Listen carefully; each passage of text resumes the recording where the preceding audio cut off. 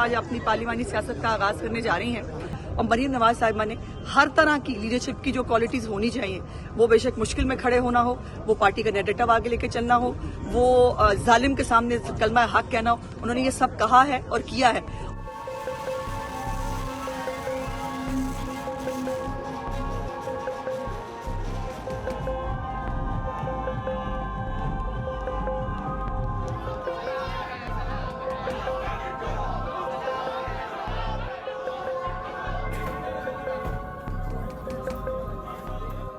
Vote को इज्जत दो कि अपने हल्फ और आईन की पासदारी करो, सियासत से दूर हो जाओ।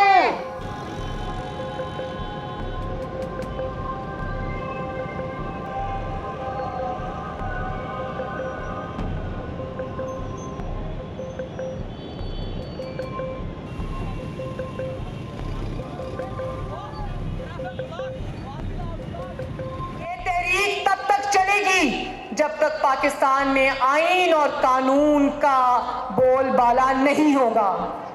ये तहरीक तब तक चलेगी जब तक आपके वोट को इज्जत नहीं मिलेगी।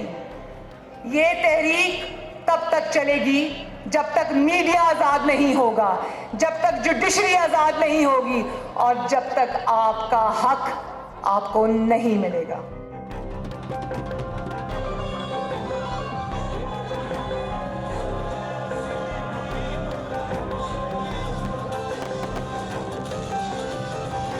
पाकिस्तान मुस्लिम लीग नून सबसे बड़ी जमात बनकर उभरी।